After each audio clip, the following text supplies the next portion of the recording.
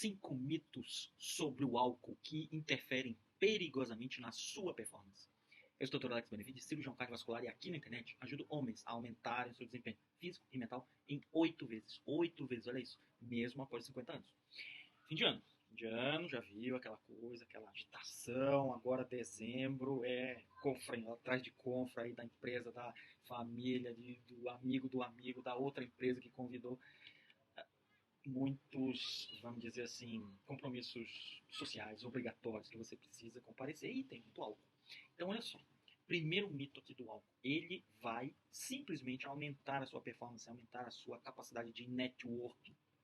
É verdade? Não é verdade.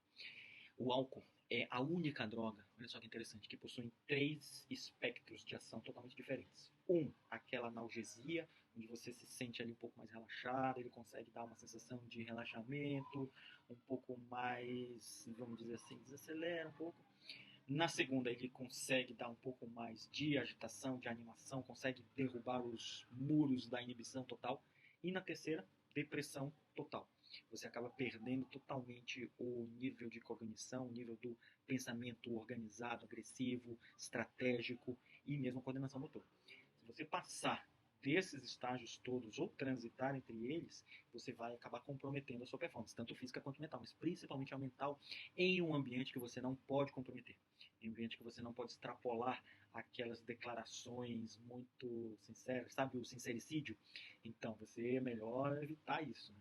Evitar aquele atrito com o sócio, evitar aquela sensação desconfortável de falar tudo o que queria, mas que não era oportuno naquele momento, ou daquela forma, ou na verdade que não ia agregar nada, nem que fosse dito em qualquer outro momento, a partir de uma declaração simplesmente solta ali, sem contexto, que você consiga explicar todo aquele, vamos dizer que sim, aquele entorno daquela declaração em vamos dizer assim, um foco de melhora para que aquilo se consolide em uma edificação e não em uma destruição de uma relação profissional, de uma destruição de uma relação pessoal, eventualmente que tenha acontecido ali. Tá? Então, muito cuidado com essa desinibição, esse aumento de performance, teoricamente motivado pela ação do espectro número 1 do álcool. Tá? Ponto número 2. Uma cerveja só vai te ajudar a dormir melhor. Difícil, complicado.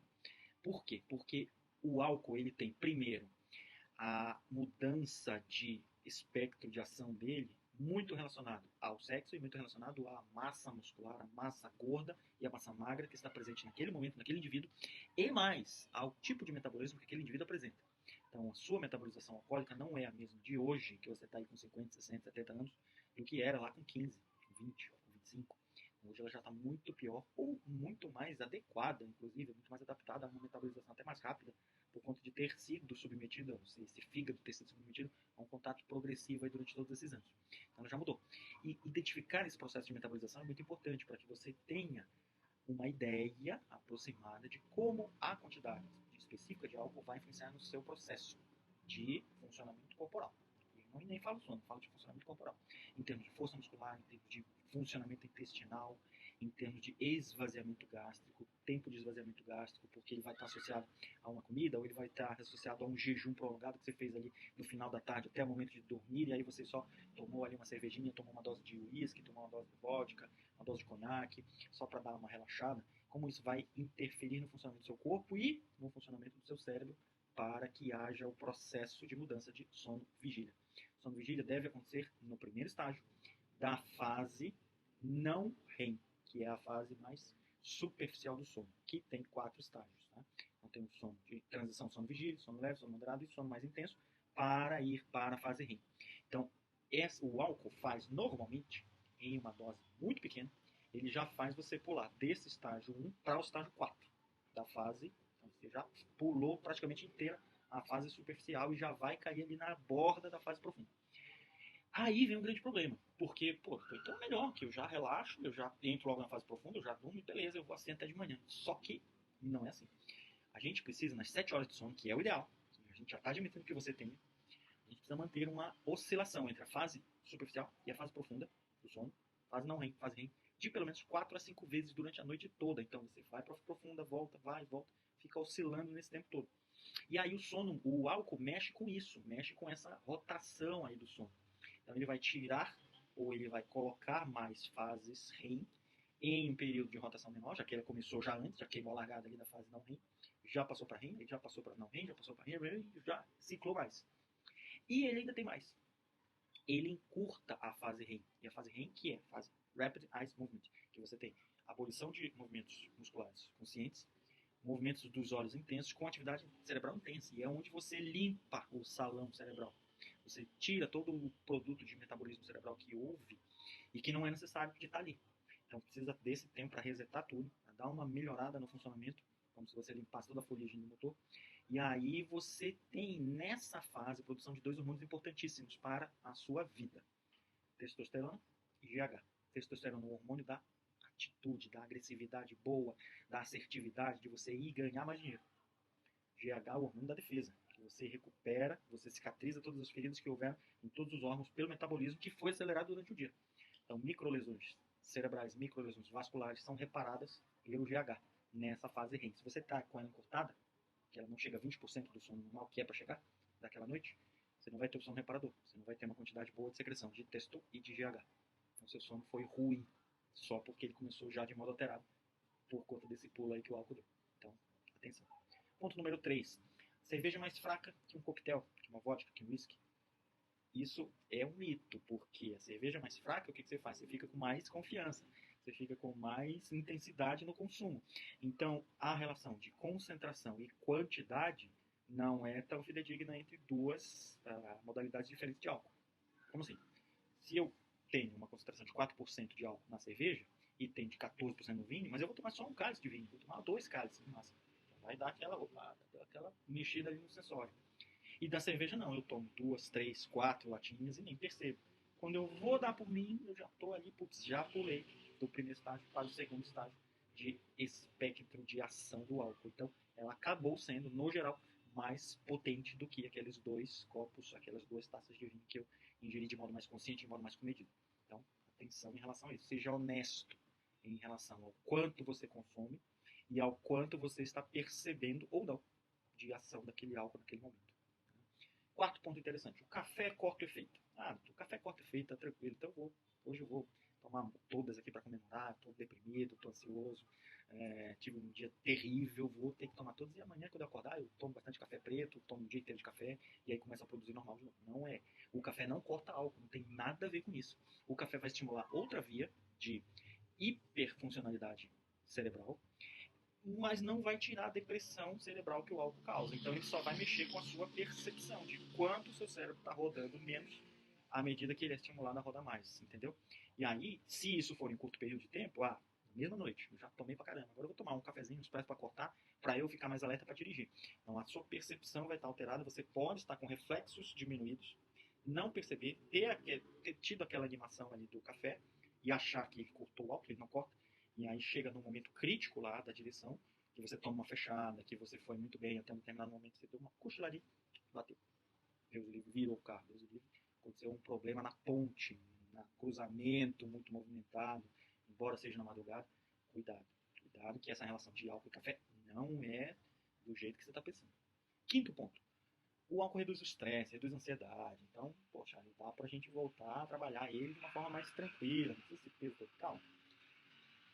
Não precisa cortar o álcool, mas basta que você saiba como ele trabalha no seu corpo e por que você está ingerindo ele. Isso é importante. Seja honesto, volto a dizer, seja honesto com você. Eu estou ingerindo álcool porque eu gosto do gosto do destilado, do whisky, do vinho, eu adoro vinho. Eu adoro vinho, então eu tomo vinho. Eu não sou um radical que, você não pode tomar álcool. Mas você precisa usar isso com muita moderação. Por quê? Porque tem algumas coisas aqui. Primeiro, o álcool ele vai causar uma desinibição fugaz, que a gente chama. Então, aquele primeiro estágio ali, você ficou mais livre, você ficou mais relaxado, já passa para o segundo estágio mais rápido, você estava em jejum naquele momento, ele já pulou para o segundo espectro de ação, e aí, no dia seguinte, você está muito pior. Você está de novo depressivo, você está de novo ansioso, porque quando acabou aquele processo ali de alteração do funcionamento basal do seu cérebro, ele voltou a funcionar de como ele estava funcionando antes. Porque você não corrigiu fatores que estavam desencadeando aquele processo. Então, o que o álcool fez? Ele deu uma maquiada ali na história. E aí, a gente vai partir para um segundo ponto, que é a dependência.